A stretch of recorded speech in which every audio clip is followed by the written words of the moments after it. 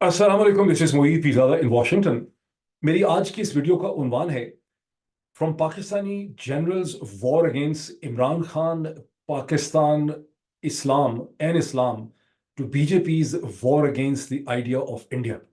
अब ये दो बड़े डिफरेंट किस्म के अपेरेंटली टॉपिक लगते हैं, लेकिन ये डिफरेंट है नहीं। जब मैं आपको एक्सप्लेन करूंगा, इसकी मैं डॉट कनेक्टिंग करूंगा। मेरी आपसे रिक्वेस्ट है कि इसको आखिर तक देखिएगा। अगर आपको बहुत जल्दी हो तो इसको फास्ट फॉरवर्ड करके देखिएगा, 1.5 पे करके देख लें, ताकि आपको समझ आ जाए कि मैं कहना क्या चाहता हूँ। इसके अंदर किस किस्म के जो ये हरकतें की जा रही हैं, इसके खतरात किस किस्म के हैं पूरे साउथ एशिया के लिए और ख़ास करके पाकिस्तान के लिए। अब सबसे पहले इसके फैक्ट्स के ऊपर हम चलते हैं। आप में से सब लोग सुन चुके हैं, आप में से कोई ऐसा नहीं है जो ना सुन चुका हो कि कैसे गुज़िश्ता 24 घंटों में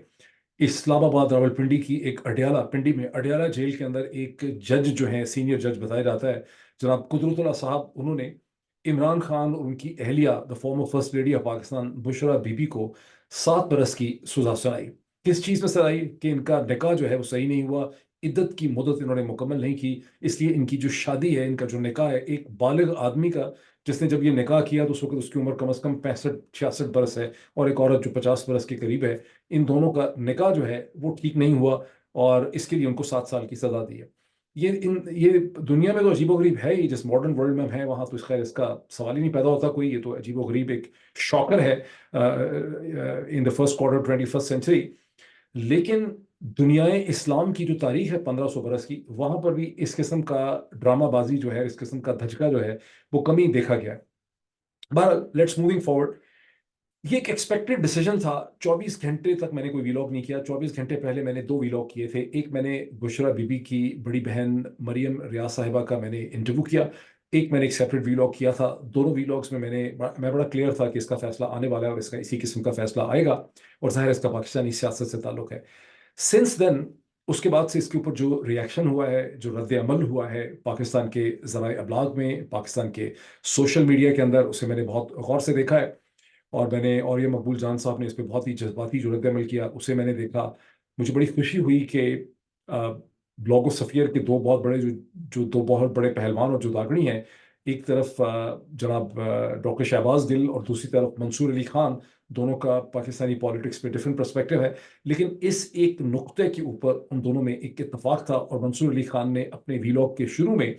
जो 10-15 मिनट उन्होंने इसको डिस्कस किया, 10-1 मिनट के दरमियान, उसमें उन्होंने इसका बहुत ही बैलेंस्ड और अच्छा एनालिसिस जो है उन्होंने पेश किया, जिससे कि हमें आपको क्योंकि ज़ाहिर है अदरवाइज नून लीग को सपोर्ट करते हैं, लेकिन आपको इसमें एक उम्मीद पैदा होती है कि पाकिस्तान के अंदर कहीं ना कहीं किसी न किसी गोशे में ज़मीर जो है वो जिंदा है। तमाम डॉक्टर शहबाज गिल ने इसके ऊपर बहुत ही अच्छा, बड़ा इन्फॉर्मेटिव उन्होंने इसके ऊपर रिएक्शन किया। डॉक्टर शहबाज गिल ने जिस तरह से फैक्ट्स को डिस्क्राइब किया और जो उन्होंने आर्गूमेंट दिया, जो केस को उन्होंने एक्सप्लेन किया, उसके बाद कुछ कहने सुनने की गुंजाइश नहीं रहती। डॉक्टर शहबाज गिल ने जो कमाल किया, उन्होंने ये भी किया कि उन्होंने अपने वीलॉग के अंदर मुफ्ती सईद साहब की जो 6 साल पुरानी स्टेटमेंट है इसी इशू के ऊपर, वो भी सुनाई। खाबर मानिका क्या कहते रहे 6 बरस पहले टेलीविजन के ऊपर अपीयर होके, वो भी सुनाया। और फिर उन्होंने गांधी साहब ने इसके ऊपर जो तबसरा किया, जो इस्लाम के इस वक्त मुस्लिम दुनिया के और पाकिस्तानी ओरिजिन जो स्कॉलर्स हैं इस्लाम के, जो बदकिस्मती से पाकिस्तान में नहीं रह सकते, उनसे बेहतर शायद ही कोई हो, he is top of the line, और उनका उन्होंने इसका एनालिसिस भी दिया। मैं एक एक लाइन में उसको डिस्क्राइब करता हूँ। देखिए, मुफ्ती सईद साहब ने ये बड़ा वाज़ेह कर दिया था अब से 6 बरस पहले, जब वो इस प्रेशर में नहीं फंसे हुए थे, कि इस्लाम में जितने भी फ़कीह हैं और जो स्कॉलर्स हैं इस्लाम के, वो इस पे मुतफिक हैं कि औरत की जो ओपिनियन है, औरत जो कहती है उसी को मानना है। यानी औरत अगर ये कहती है कि उसकी इद्दत की मुद्दत जो है मुकम्मल हो गई है, अगर औरत समझती है कि उसने अपने खामन से गुज़िश्ता 30 दिनों में या 40 दिनों में हम बिस्तरी नहीं की है, उसका कोई सेक्शुअल कॉन्टैक्ट रिलेशनशिप नहीं था, अगर औरत जो है वो उसके बारे में जो ओपिनियन रखती है कि वो प्रेग्नेंट नहीं है, तो उसी को आपको सही मानना होता है, और इस्लाम के स्कॉलर्स का इसके ऊपर एक इत्तफाक है। दिस इज, मैंने खोल के एक्सप्लेन किया था कि कोई अभाव में इस हवाले से ना रहे। This is what basically Mufti Saeed said 6 years ago। उसी मुफ्ती सईद बेचारे को, जिसको यहाँ ला के गन पॉइंट के ऊपर अदालत के सामने पेश किया गया है और उससे एक मुख्तलिफ स्टेटमेंट जो है वो दिलवाई गई है। खावर मानिका जिसके ऊपर जबर किया जा रहा है, उसने भी 6 बरस पहले कहा कि मेरी बीवी जो है, मेरी जो एक्स वाइफ है, मेरी फॉर्मर जो बीवी है, वो पाक दामन है, वो नेक है, उसके कैरेक्टर के ऊपर कोई शक जो है वो नहीं किया जा सकता। और गांधी साहब ने जो एनालिसिस दिया, बहुत ही इंपॉर्टेंट एनालिसिस गांधी साहब का, जो डॉक्टर शहबाज गिल ने प्ले किया, जिसमें गांधी साहब ने بیسکلی طور پہ مفتی سعید کی پوزیشن کو انہوں نے اسٹرینتھن کیا جب انہوں نے تاریخ کے وہاں پر حوالے بھی دیے، حضرت زینب کا بھی انہوں نے حوالہ دیا، انہوں نے مفتی سعید کے استدلال کو انہوں نے وہاں پہ اسٹرینتھن کیا۔ اب یہ ہے کیا چیز، اس کو سمجھنا جو ہے وہ بہت ضروری ہے۔ کسی بھی معاشرے میں دنیا میں اکثر جگہوں پہ عورتیں 50% ہیں، کہیں 51% ہیں، کہیں 49% ہیں۔ جہاں کہیں ایک انسانی تہذیب اور ایک معاشرہ ایگزسٹ کرتا ہے، اس میں آدھی تعداد عورتوں کی ہوتی۔ آج سے 1500 سال پہلے، 2000 سال پہلے، 500 سال پہلے، 600 سال پہلے شاید عورت برابر نہیں تھی، لیکن جس عصر حاضر میں 21ویں صدی میں ہم ایگزسٹ کرتے ہیں، وہاں عورت دنیا کے اکثر معاشروں کے اندر پریڈومیننٹلی وہ ایک ایکول سٹیزن ہے، جو پرائم منسٹر ہو سکتی ہے، پریزیڈنٹ ہو سکتی ہے، آرمی کے آفیسر ہو سکتی ہے، ڈاکٹر ہے، گائنیکالوجسٹ ہے، سرجن ہے، اینستھیزیولوجسٹ ہے، وکیل ہے، بار ایسوسیشن کو ہیڈ کرتی ہے۔ عورت برابر شہری ہے، عورت کسی مرد کے پاؤں کی جوتی نہیں ہے۔ عورت اپنی ایگزسٹنس کے لیے اور اپنے وجود کے لیے آدمی کے اوپر ڈپینڈنٹ نہیں ہے۔ عورت بچہ نہیں ہے۔ عورت اپنے جسم کے بارے میں، اپنے مستقبل کے بارے میں، اپنے فیوچر کے بارے میں، اپنی اولاد کے بارے میں، اس نے کس آدمی کے ساتھ رہنا ہے، کس کے ساتھ نہیں رہنا ہے، کس آدمی کے ساتھ وہ ٹھہرے گی، کس کو اس نے چھوڑنا ہے، اپنی مال و دولت کا اس نے کیسے فیصلہ کرنا ہے، اپنے بچوں کے اس نے کیا فیصلے کرنے ہیں، اس نے کیسے انویسٹ کرنا ہے، ان تمام چیزوں میں عورت آدمی سے کمتر نہیں ہے، آدمی کی برابر ہے، وہ ایکول سٹیزن ہے۔ عورت اپنے جسم کے بارے میں فیصلہ کر سکتی ہے، اور جو ساری موومنٹ ہے، میرا جسم میری مرضی، میری باڈی ہے، میرا جسم ہے، اس کے بارے میں فیصلہ کر سکتی ہوں۔ امریکہ کے اندر جو پوری موومنٹ چلی ہے 1970s کے بعد، رو ورسز ویڈ ڈیسیژن کے بعد،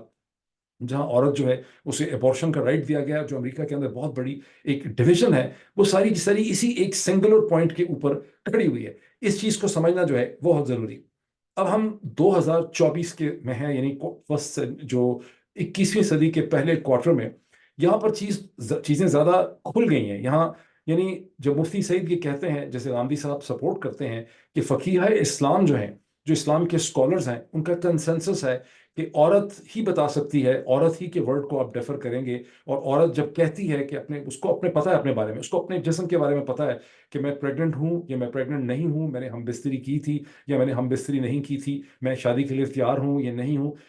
تو اس چیز کو اب سائنس، اب تو ہم ایک ڈفرینٹ ایج میں چلیں گے، وہاں تو یعنی فقیہ اسلام تو عورت کو سپورٹ کر رہے ہیں کہ عورت کو پتہ ہے کہ اس نے کیا فیصلہ کرنا ہے۔ لیکن اب ہم الٹرا ساؤنڈ کی ایج کے اندر ایگزسٹ کرتے ہیں 50 برس سے، جہاں عورت کو خالی عورت کے محسوسات کا نہیں ہے کہ اس کو پتہ ہے کہ میرے جسم کے ساتھ کیا ہو رہا ہے، میں پریگننٹ ہوں یا نہیں ہوں۔ اب اس کے پاس سائنٹیفک ٹولز کی فیسلٹی ہے کہ وہ معلوم کر سکتی ہے کہ وہ پریگننٹ ہے یا پریگننٹ نہیں ہے، کوئی بھی اس چیز کو معلوم کر سکتا ہے۔ اس کو ذہن میں رکھنا بہت ضروری ہے، بیکاز ہم کوئی 1054 کے اندر نہیں ہیں، ہم کوئی 5ویں صدی کے اندر نہیں ہیں، ہم 21ویں صدی کے اندر ہیں، جہاں ہماری انفارمیشن جو ہے اپنی جسم کے بارے میں، اپنی باڈی کے بارے میں، اپنے فیوچر کے بارے میں، وہ بہت زیادہ بہتر ہے، ہم اس کو سائنٹیفک ایکوریسی کے ساتھ ڈٹرمن کر سکتے ہیں۔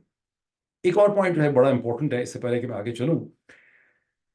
عدت بھی دو قسم کی ہے۔ ایک 90 دن کی عدت ہے، جہاں ایک ڈائیورسی عورت کی، ایک عورت جس کو طلاق ہو جاتی ہے، اس کے لیے عدت کی مدت اسلام نے 1500 سال پہلے 90 دن کی رکھی ہے، تاکہ کوئی ابہام نہ رہے کہ وہ پریگننٹ ہے یا نہیں ہے، اس کے ایک دو سائیکل گزر جائیں، کیونکہ اس زمانے میں عورت نے اپنے باڈیلی چینجز کے ذریعے ہی اس کو معلوم ہونا تھا کہ وہ پریگننٹ ہے یا نہیں ہے۔ دوسری عدت وہ ہے جو ایک وڈو کے لیے ہے، جو 4 مہینے 10 دن کی ہے، جہاں خالی یہ ایشو نہیں ہے باڈیلی چینجز کا، وہاں ایشو یہ بھی ہے کہ عورت کو گھر سے نکال نہ دیا جائے، جب تک اس کو ایک اور آدمی نہیں ملتا، وہ کسی اور گھر کا حصہ نہیں بنتی، اتنی دیر تک اس کو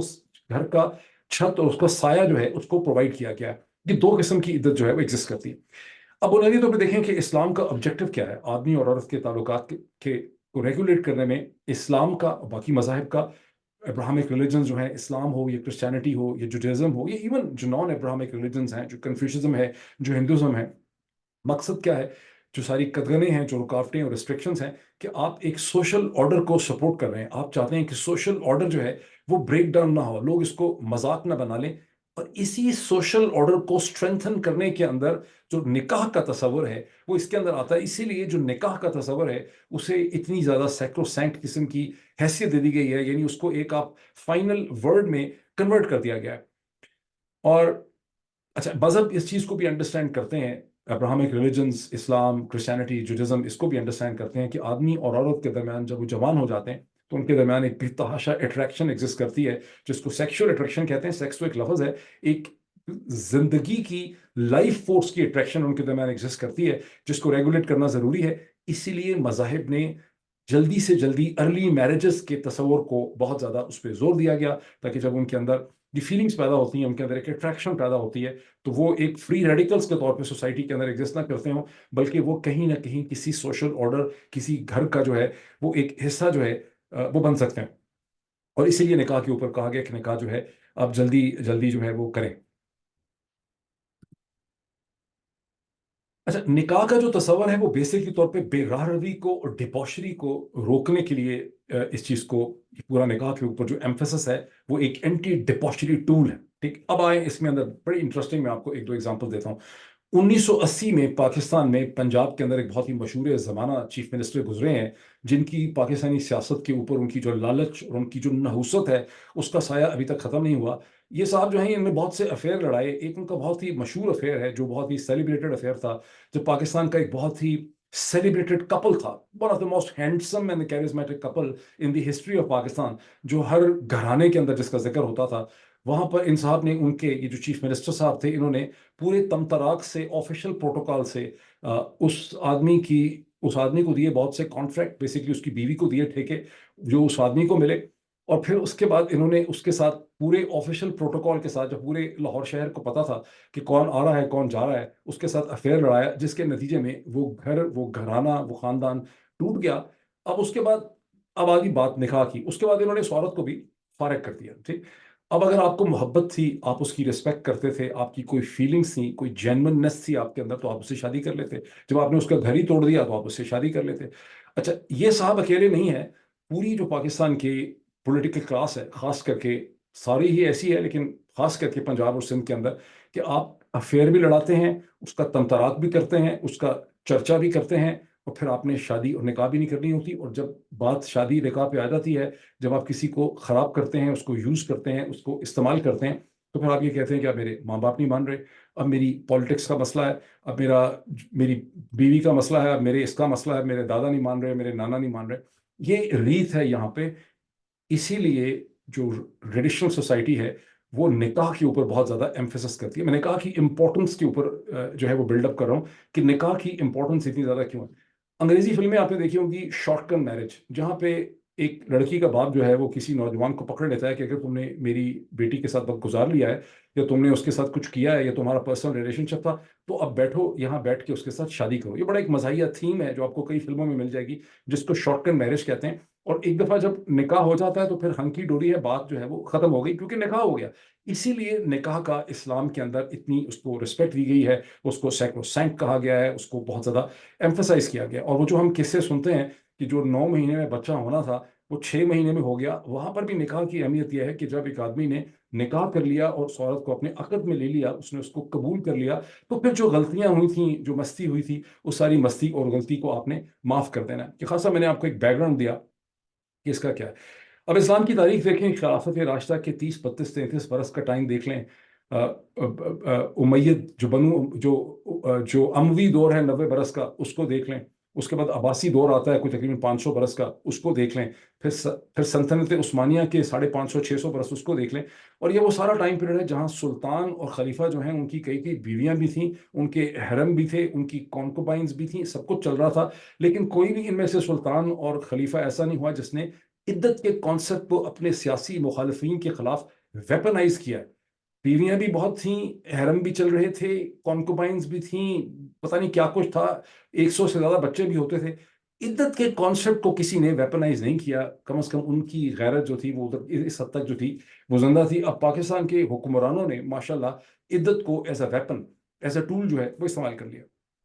اب میں آؤں سیکنڈ سب تھیم کے اوپر۔ اب میں دیکھ رہا ہوں جتنے سب میں نے دیکھے ہیں، ڈاکٹر شہباز گل، جتنے لوگوں نے اس کے اوپر ویلاگ کیے ہیں، اور بھی میں نے جو ٹویٹر دیکھے ہیں سارے، اس میں بہت غصہ جو ہے وہ لوگوں کا نکل رہا ہے خاور مانیکا کے اوپر، مفتی سعید کے اوپر، جج قدرت اللہ کے اوپر۔ وہ جو ملازم بیچارہ بالکل at the bottom end of the food chain ہے، لطیف، جس کو زبردستی پکڑ کے لایا گیا ہے، اس کے اوپر لوگوں کو غصہ نکل رہا ہے کہ یہ کتنے بے غیرت ہیں، بے شرم ہیں، ان کو شرم نہیں آتی، مر جاتے، یہ نہ کرتے، وہ نہ کرتے۔ دیکھیں، اصل میں we need to get out of that childish reaction. اصل میں ہو کون رسپانسبل ہے اس کے لیے؟ اس کے لیے یہ جو کچھ ہوا، ہم جو ڈرامہ تماشا بدتمیزی ہم دیکھ رہے ہیں، یہ جو ہم بے حرمتی دیکھ رہے ہیں، جو اسلام کے ٹریڈیشنز کو جہاں انسلٹ کیا گیا ہے، جہاں مذہب اور ریاست کو کمبائن کر دیا گیا ایک دفعہ، اس کے لیے خاور مالکہ رسپانسبل نہیں ہے۔ اس کے لیے جج قدرت والا رسپانسبل نہیں ہے، اس کے لیے مفتی سعید رسپانسبل نہیں ہے، اس کے لیے وہ بیچارہ لطیف رسپانسبل نہیں ہے. ہاں البتہ اون چودھری کا اس میں کردار خاصا نیگیٹو و منفی اس لیے ہے کہ اس کی سیاست اس میں انوالو. یہ باقی سارے تو مجبور ہیں، ان کو تو گن پوائنٹ کے اوپر یہاں پہ لایا گیا. رسپانسبل کون؟ رسپانسبل ہے پاکستان کا آرمی چیف عاصم منیر، اس کا لیوٹیننٹ DGISI جنرل ندیم انجم، اور رسپانسبل ہے پاکستان کی سیاست کا سب سے بڑا شیطان نواز شریف. یہ تین بنیادی طور پہ کیریکٹرز ہیں جو اس پورے ڈرامے کے پیچھے کھڑے ہیں. اور نواز شریف کی جو ریکوائرمنٹس ہیں سیاست کی، جس کا مقصد یہ ہے کہ آپ نے عمران خان کو بد کردار شو کرنا ہے، کیریکٹر لیس شو کرنا ہے، تاکہ پنجاب کے اندر جو بے وقوف ووٹر ہے اس کو یقین دلایا جا سکے. یہ بیسکلی یہ سمپل سے ڈائنامکس ہیں. آگے پیچھے اپنا وقت جو ہے وہ ہمیں ضائع نہیں کرنا چاہیے. ویلکم کس نے کیا ہے اس ڈیسیشن کو؟ اس کو جہاں بہت لوگوں نے کنڈیم کیا ہے انکلوڈنگ دی HRCP، اس کو ویلکم صرف انہی لوگوں نے کیا ہے جو PMLN کے یا تو سیاستدان ہیں یا ان کے چھوٹے موٹے ہیں یا ان سے نتھی جو بہت سے میڈیا کے کرائے کے ٹٹو ہیں ذرائع ابلاغ کے، انہوں نے اس چیز کو اب تک میں نے جو دیکھا ہے ویلکم کیا. اچھا اب اس میں سے کچھ کنکلوژن ہم نے ڈرا کرنے ہیں. کنکلوژن نمبر 1 2 3 4 کر کے پہلا جو امپورٹنٹ کنکلوژن ہے اس پوری سچویشن سے جو آپ کو پتہ چلتا ہے وہ یہ ہے کہ پاکستان کے جو فوجی حکمران ہیں اور جنرل صاحبان ہیں اور ان کے جو چھوٹے موٹے ہیں بریگیڈیئر کرنل یا جو بھی انٹیلیجنس کے لوگ ہیں، انہیں پاکستان کے کرمنل جسٹس سسٹم کے اوپر کتنا مکمل کنٹرول پینیٹریشن حاصل ہے کہ وہ کسی بھی عدالت سے، اسپیشل کورٹ سے، جیل کے اندر ہو یا جیل سے باہر ہو، وہ اس سے، اور ہائی کورٹس ہوں، ان سے اپنی مرضی کے منشا کے فیصلے وہ کروا سکتے ہیں. فوراً سے یہ جو عدت کیس تھا اس کے خلاف عمران خان کے وکلا نے ایک اسٹے آرڈر لیا ہوا تھا اسلام آباد ہائی کورٹ سے. وہاں پر چیف جسٹس جناب آنریبل عامر فاروق صاحب نے پہلے اسٹے آرڈر دیا ہوا تھا، پھر ان سے ظاہر زبردستی کروا کے وہ اسٹے آرڈر ختم کر لیا گیا، ورنہ یہ کیس جو ہے یہ رکا ہوا تھا. یہ سب کچھ ابھی جنوری 2023 میں ہوا ہے. تو صرف اسپیشل کورٹ ہی ان کے کنٹرول میں نہیں ہے، ہائی کورٹس بھی ان کے کنٹرول میں. اچھا دوسری چیز جو ہے وہ کیا ہے کہ ڈیسپریشن، یعنی کس حد تک یہ جو پاکستان کے فوجی حکمران اور نواز شریف ہیں اس سٹیج پہ یہ کتنے ڈیسپریٹ ہیں، کتنے ہیجان کے اندر ہیں، کتنے مجبور ہیں اپنی سیاسی ضروریات کے ہاتھوں. وہ جو اردو میں کہتے ہیں نا کہ سب کچھ بھٹی میں جھونک دیا، جس کا بیسک ویژولائزیشن اور تصور یہ ہے کہ دسمبر کی یا جنوری کی برفانی قسم کی ٹھنڈ ہے، باہر برف پڑی ہوئی ہے، اور آپ جو ہے اس برف سے نجات حاصل کرنے کے لیے بھٹی میں پہلے تو لکڑی پھینکی، پھر گیلی لکڑی پھینکی، پھر آپ نے جو اس کمرے میں اپنے گھر میں فرنیچر تھا اس کو اس میں پھینکا، کاغذ پھینکے، کپڑے پھینکے، ان دی اینڈ آپ نے جوتا موزہ اپنا سب پھینکا اور ننگے ہو کے آپ اس آگ کے سامنے بیٹھ گئے تاکہ صبح کا سورج نکلے تو کہیں سے کوئی ریلیف آپ کو جو ہے وہ ملے. اور یہی وہ ان کی ڈیسپریشن ہے کہ انہوں نے اس کے اندر سب کچھ پھینک دیا. ایک رات ہم نے بھی ایسی گزاری تھی کالج کے زمانے میں. FSC کے بعد ہم لوگ چلے گئے ناران، کاغان سے آگے ناران، ناران سے آگے چلے گئے جھیل سیف الملوک. اس زمانے میں اس کے گرد ایک کمرہ ہوتا تھا، اب تو بہت کچھ بن چکا ہے. ایک چھوٹا سا وہاں پہ ایک کمرے کا ریسٹ ہاؤس تھا. رات کو پڑ گئی برف، میرے ساتھ 3 4 لڑکے تھے FSC کے کالج کے، اور اتنی شدید برف پڑی کہ ہم میں سے ایک کو تو اس کی ٹانگوں کا پیرالسس ہو گیا اس ٹھنڈ سے. اور جو کچھ ہمارے پاس تھا، وہاں ایک چھوٹا سا آتش دان تھا، اس میں ہم نے لکڑیاں جلائیں، اپنے پاس جو بھی کاغذ تھا، بیگ ہمارے پاس جو بیک پیک تھے وہ جلائے. صبح ہمیں خیر آرمی سے وہاں مدد مل گئی، بیکاز وہ آرمی کے باقی لڑکے جو تھے ان کے آرمی کے کوئی کرنل بریگیڈیئرس کے بیٹے تھے. تو بہرحال ہمیں وہاں پہ کچھ پہلے اسکاؤٹ سے مدد ملی، پھر آرمی نے ہمیں مدد کی، پھر ان کو وہاں سے نکالا ہیلی کاپٹر کے ذریعے. اور مجھے یاد ہے کہ اس زمانے میں ایک گانا ہوتا تھا بالی ووڈ کا، وہ رات جو رات ہم نے گزاری مر کے وہ رات تم نے گزاری ہوتی. وہ اصل میں تو گانے کا تعلق محبت سے تھا، لیکن ہمارا جو ریممبرنس تھی اس گانے میں وہ ٹھنڈ کے ساتھ اس کا تعلق تھا. اب یہاں پر پاکستان کے جرنیلوں نے کیا کیا ہے کہ وہ رات جو ہم نے گزاری مر کے وہ رات تم نے گزاری ہوتی، یہ اتنے یہ اتنے ڈیسپریٹ ہیں. میں ڈیسپریٹ کا اردو لفظ کوئی ڈھونڈ رہا ہوں کہ یہ اتنے مجبور ہو چکے ہیں اپنی سیاست کی، اپنی گندی سیاست کے ہاتھوں، کہ انہوں نے اس گندی آگ کی بھٹی کے اندر میجر میجر عزیز بھٹی شہید کی میموریز بھی پھینک دی ہیں. اس میں انہوں نے میجر طفیل کی ساری یادیں بھی پھینک دی ہیں، میجر طفیل شہید کی یادیں پھینک دی ہیں. اس کے اندر انہوں نے بیچارے راشد منہاس کی ساری رسپیکٹ اور یادیں بھی پھینک دی ہیں. اس میں انہوں نے لالک جان کو بھی قربان کر دیا ہے، کرنل شیر خان کو بھی قربان کر دیا ہے. 1965 کی جو ساری رسپیکٹ تھی اس کو بھی اس بھٹی میں انہوں نے پھینک دیا ہے. 1971 کے جو شہید تھے ان کو بھی پھینک دیا ہے. کارگل میں جن کو قربان کر دیا تھا ان کو بھی پھینک دیا ہے. پوری فوج کی جو ریسپیکٹ اور پرسٹیج تھی وہ انہوں نے اس اپنی بھٹی میں اپنی سیاست کو بچانے کے لیے انہوں نے اس بھٹی میں اس کو پھینک دیا. اور یہ ان کی ڈیسپریشن ہے کہ ہم کسی طرح سے چیزوں کو کنٹرول کر لیں. تیسرا اس کا لیسن کیا ہے؟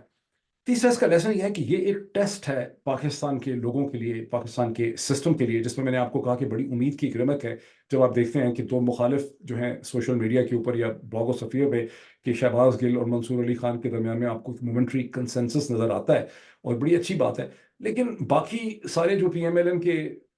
جرنلسٹ صحافی ہیں وہ اسی طرح سے ذہنی طور پہ آپ کو مردہ نظر آتے ہیں. نہ مجھے کوئی پاکستان کی بار ایسوسیشنز کا رد عمل نظر آیا ہے، نہ مجھے کوئی پاکستان کی وومن ایسوسیشنز آرگنائزیشنز کا رد عمل نظر آیا ہے. یہ صحیح ہے کہ ایچ آر سی پی نے ایک 2 4 5 6 لائنوں کا ایک اس پہ ٹویٹ کر دیا ہے. لاہور کا جو عورت مارچ چیپٹر ہے اس نے بھی اس کے اوپر کوئی 3 4 لائنوں کا ایک ٹویٹ کر دیا ہے. لیکن اس کے اوپر جو ریئیکشن اور رد عمل ہونا چاہیے تھا کہ کس طرح سے پاکستان میں عورت کی تذلیل کی جا رہی ہے، اس کی تضحیک کی جا رہی ہے، اس کی بےزتی کی جا رہی ہے. 50% پاپولیشن کو یہ بتایا جا رہا ہے کہ تمہیں اپنے جسم کے اوپر، تم بالغ نہیں ہو، تم عاقل نہیں ہو، تمہیں پتہ نہیں ہے کہ تم نے کیا کرنا ہے. یعنی عورت کو نہیں پتا کہ اس نے شادی کب، اس نے لاسٹ ٹائم اس کی ہم بستری ہوئی تھی، یا اس کو اپنے جسم کے اندر آنے والی تبدیلیاں جو ہیں وہ اس کو نہیں پتا. مولوی حضرات جو ہیں اس کا فیصلہ کریں گے، عدالتیں اس کا فیصلہ کریں گی in an age of ultrasound. تو اس کے اوپر جو رد عمل اور ریئیکشن ہونا چاہیے تھا، وہ ریئیکشن اور رد عمل جو ہے وہ مجھے ابھی تک کہیں نظر نہیں آیا.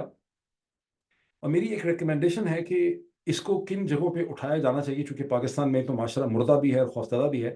اس کو جو پاکستانی نارتھ امریکن کمیونٹی ہے اسے اس کو اٹھانا چاہیے یونائٹڈ اسٹیٹس کی کانگریس کے اندر، وومن آرگنائزیشنز. اس کو اٹھانا چاہیے کینیڈا کے اندر، اس کو اٹھانا چاہیے برطانیہ میں، آسٹریلیا میں، نیوزی لینڈ میں، یورپین پارلیمنٹ کے اندر. اس ایشو کو اٹھانا چاہیے کیونکہ مرے ہوئے ہیں افغانستان میں عورتوں اور بچیوں کے درد سے. تو یہاں پاکستان میں جس طرح سے ایک عورت کو اس کے جسم کے اوپر اس کا جو اپنا حق اور رائٹ ہے اس کو ڈینائی کیا ہے پاکستان کی قدرت اللہ، بیچارے قدرت اللہ غریب، اب اس بیچارے کا نام آئے گا بار بار، اس نے نہیں کیا. جنرل عاصم منیر نے، پاکستان کی ملٹری جو ہے وہ اب مذہب کی ری انجینئرنگ کرنے کے پروسیس میں شامل ہوگی آفٹر ماشاء اللہ winning all the wars and conflict starting from 47 48 65 71 Siachen Kargil. اتنی بڑی بڑی عظیم جو کامیابیاں حاصل کی ملٹری فرنٹ میں، اب آگے مذہبی روایات کو ری انجینئر کرنے کے لیے. اچھا، اب اس کے اندر ایک میں اس کا تھوڑا سا ایک فلسافیکل ہسٹوریکل بیک گراؤنڈ آپ کو دینا چاہتا ہوں. آج میری کسی ایسی شخصیت سے بات ہو رہی تھی جن نے دنیا کی ہر یونیورسٹی سے پڑھا ہوا ہے. اب سے بہت سال پہلے جب میری ان سے ڈسکشن ہوئی، نارتھ امریکہ میں ہیں وہ بھی، تو میں نے ان کو یہ کہا کہ 1973 کے اندر یہ جو پاکستان کی پارلیمنٹ کو ذوالفقار علی بھٹو نے ایک ریلیجس کورٹ میں کنورٹ کر دیا، اور احمدیہ یا قادیانی کمیونٹی کو پاکستان کی پارلیمنٹ سے غیر مسلم قرار دے دیا گیا ان کے عقائد کی وجہ سے. یہ ایک بہت بڑا ڈیزاسٹر ہے، بیکاز یہاں پر اسٹیٹ جو ہے اس کو آپ نے ایک ایگلیزیاسٹیکل یعنی کہ ریلیجس کورٹ میں اور اتھارٹی کے اندر کنورٹ کر دیا ہے. اور جو بیسک سیپریشن ہے چرچ کی اور اسٹیٹ کی، جو بیسک پرنسپل ہے ماڈرن پالیٹکس کا، اس کو یہاں ڈیفائی کیا گیا، ڈینائی کیا گیا، تباہ کر دیا. اور اس کے پھر بڑے خطرناک کانسیکوینسز نکلے ان دی پالیٹکس آف 1980s، جب شیعہ سنی آگے پیچھے سیکٹیرین گروپ، ہر سیکٹیرین گروپ جو ہے بیسکلی یہ سمجھتا ہے کہ اس کو اسٹیٹ کو کنٹرول کرنا ہے اور اسٹیٹس کے پروٹیسٹ کر کے اس کو اپنی مرضی کے فیصلے کرنے ہیں، قانون سازی کروانی ہے، یہ کسی قانون کا راستہ روکنا ہے. اس کی تمام جو اوریجن ہے، اس کا جو تمام سیڈ ہے، وہ 1973 میں ایک سیکولر گاڈ لیس پولیٹیشین جو ہے وہ ذوالفقار علی بھٹو اپنی سیاست کی تکمیل کے لیے ڈالتا ہے، جس کی بھٹی میں پھر وہ خود اس کو وہ آگ لے لیتی ہے جب 1977 میں پاکستان کی ملٹری اسٹیبلشمنٹ اس کے خلاف ایک پی این اے کی نظام مصطفیٰ کی موومنٹ لانچ کرتی ہے، جس میں بنیادی جو جوش و خروش ہے وہ یہ ہے کہ یہ کافر ہے، یہ سچا مسلمان نہیں ہے. یہ کہتا تھا کہ میں غریب کا خون نہیں پیتا، میں شراب پی لیتا ہوں، میں غریب کا خون نہیں پیتا. اور اس کے تمام جو کوٹس تھے جو اس نے انوسنس میں کہے تھے، ان کو اس کے خلاف استعمال کیا گیا. تو جو آگ آپ لگاتے ہیں اس آگ میں آپ خود جا کر جلتے ہیں. اور ابھی جو یہ پاکستان کے 3 کیریکٹرز ہیں، یہ بھی آپ دیکھیے گا کہ اس آگ کی تپش سے یہ بچ نہیں سکیں گے، اس کی نحوست سے جنہوں نے آگ جو ہے وہ لگائی. لیکن بیسک بات یہ ہے کہ آپ جب بھی جوڑ دیتے ہیں ریلیجن کو اور اسٹیٹ کو آپ جوڑ دیتے ہیں تو اس کے بڑے ڈیزاسٹرس کانسیکوینسز نکلتے ہیں، اور پاکستان نے اس کی بڑی قیمت جو ہے پے کی ہے. اور اب یہاں پہ انہوں نے کیا کیا کہ انہوں نے جب عدت کو ویپنائز کیا تو اس میں بھی انہوں نے کورٹ کو استعمال کر دیا. مذہبی یعنی مذہبی اسکالر کہتے رہتے کہ جو خط، اور یہ بالکل صحیح ہے کہ جو شخص یہ کہتا ہے کہ میں ختم نبوت کو نہیں مانتا، میں نہیں مان رہا ہوں کہ ختم نبوت ہوئی ہے، اس کو آپ اسلام کے دائرے سے نکالیں. لیکن یہ مذہبی اسکالرز نے، فقیہ نے، یہ ریلیجس باڈیز نے اس کا فیصلہ کرنا ہے. اس کا فیصلہ ایک ملک کی پارلیمنٹ نے، وہاں کی عدالت نے نہیں کرنا. جب پارلیمنٹ نے آپ نے کیا تو پھر آپ نے اس کو عدالتوں کا مسئلہ بنا دیا. وہاں سے پاکستان میں اس مسئلے کی جو ہے، اس مسئلے کا آغاز جو ہے وہ وہاں سے ہوتا ہے. اب میں لے کے آتا ہوں اس پہ ہندوستان کو، جو آپ سوچ رہے ہوں گے ہندوستان کیسے فٹ ہوتا ہے. ہندوستان میں آر ایس ایس اور بی جے پی کی جو ساری پالیٹکس ہے، جو رائز ٹو پاور ہے اسٹارٹنگ فرام 1980s، اسپیشلی جو رتھ یاترا ہوئی، رام رتھ یاترا یا ایودھیا کی طرف جو رتھ یاترا انہوں نے کی، اور اس کے بعد رام جنم بھومی کے ایشو کو جس طرح سے ایکسپلائٹ کیا گیا، جس کا الٹیمیٹ کلبینیشن اینڈ پہلا اٹیک 1991 کا 1991 کا بابری مسجد جس میں ڈیمولش نہیں ہوئی تھی، دوسرا 1992 کا جس میں بابری مسجد کو تباہ کر دیا گیا، اس پوری موومنٹ کے ذریعے انہوں نے جو ہندو ووٹ بینک ہے اس کو انہوں نے ویپنائز کیا، اس کو انہوں نے اس کے اندر ایک احساس پیدا کیا وکٹم ہونے کا، اور یہ کہ اس نے اپنا تاریخ کا بدلہ لینا ہے، اور یوں انہوں نے کانگریس کی پالیٹکس کو انہوں نے ڈیمولش کیا۔ اس میں کوئی شک نہیں ہے کہ انہوں نے بہت اچھا اکنامکلی بھی پرفارم کیا نریندر مودی نے، لیکن یہ جو اکنامک پرفارمنس ہے ہندوستان کی، یہ اس کا آغاز بی جے پی نے نہیں کیا، اس کا آغاز نرسمہا راؤ کی جو 1991 کی لبرلائزیشن ریفارمز ہیں ہندوستان کی اکانومی کی، جس میں اس وقت ان کے فائنانس منسٹر منموہن سنگھ تھے، جو بعد میں ہندوستان کے ٹوائس پاپولر پرائم منسٹر بنے سونیا گاندھی کی وجہ سے، تو وہ آغاز وہاں سے اس کا ہوا تھا۔ اس کے بعد ہندوستان اسٹیڈلی ایک economic reform, economic openness, liberalisation اور انویسٹمنٹ کی پالیسیز کے اوپر چل رہا ہے۔ اس میں اس کی بہتر مینجمنٹ کی کریڈیبلٹی آپ دے سکتے ہیں، لیکن اس کی ڈائریکشن جو ہے وہ نرسمہا راؤ کی ریفارمز نے سیٹ کر دی تھی۔ لیکن ہندوستان کی سپریم کورٹ سے جو فیصلہ کروایا گیا چند برس پہلے، جہاں بابری مسجد کی ڈیمولیشن کو ہندوستان کی سپریم کورٹ نے جائز قرار دیا اور وہاں پر ایک ٹیمپل، رام ٹیمپل بنانے کی اجازت دے دی گئی، اس کے اوپر پہلے بھی میں کئی دفعہ ویلاگ کر چکا ہوں۔ اس میں بیسک پرابلم کیا ہے کہ ہندوستان کے جو سیکولر ہسٹورینز ہیں ان میں کوئی پہلے کنسنسس ہی نہیں ہے کہ رام بہت انٹرسٹنگ ایک ہندوستان کی پوری میتھولوجی میں کیریکٹر، لیکن کیا یہ میتھیکل کیریکٹر ہے یا یہ ایک ہیومن بینگ ہے؟ بیکاز جس طرح سے وہ اسٹوری سنائی گئی ہے رام کی، اور جس طرح سے اس میں ہنومان جی کا کیریکٹر ہے جو ایک بندر ہے جس کی لاکھوں کی بندروں کی فوج ہے، جو ہندوستان کی تامل ناڈو کی ٹپ سے چھلانگ لگاتا ہے اور سری لنکا کے آئی لینڈ میں جا کے چھلانگ لگا سکتا ہے، وہ لاکھوں بندر جو ہیں وہ رام اور راون کی جنگ میں ایز ایلائز جو ہیں وہ استعمال ہوتے ہیں۔ یہ سارا کا سارا جو ساری کی ساری انڈین میتھولوجی ہے، اس کے بارے میں انڈیا کے جو سیکولر ہسٹورینز ہیں وہ اس کے اوپر کنونس ہی نہیں ہے کہ یہ اس کی حقیقت جو ہے وہ کیا ہے، یہ ایک میتھیکل کیریکٹر ہے یا ایک ریالٹی ہے۔ جب ایک کیریکٹر کے میتھیکل ہونے میں، یہ ریالٹی ہونے کے بارے میں ہی شکوک پائے جاتے ہیں، تو پھر رام جنم بھومی اور جو مسجد کا پورا چیز ہے اس کو بھی ویپنائز کیا گیا۔ لیکن آپ یہ تسلیم کر لیتے ہیں کہ ہندوؤں کے اندر بڑی فیلنگ تھی ایودھیا کے لیے۔ سپریم کورٹ نے جو فیصلہ کیا ہندوستان میں وہ اس لیے بہت پرابلمٹک تھا کہ ہندوستان کی سپریم کورٹ جو کہیں 1947-48 میں کریٹ ہوتی ہے جا کے، وہ اپنی پیدائش سے 300-400 سال پہلے ہونے والے ایک واقعے کے اوپر ایک مورل ججمنٹ بھی کرتی ہے، ریلیجس بلیف کو ایکنالج بھی کرتی ہے، اور اور خود ہندوستان کے اندر ایک قانون پایا جاتا ہے 1947-48 کے بعد کہ 47 کی آزادی کے بعد جو ریلیجس پلیسز ہیں ان کے اسٹیٹس کو چینج جو ہے وہ نہیں کیا جائے گا۔ یہ قانون جو ہے ہندوستان میں ایگزسٹ کرتا تھا۔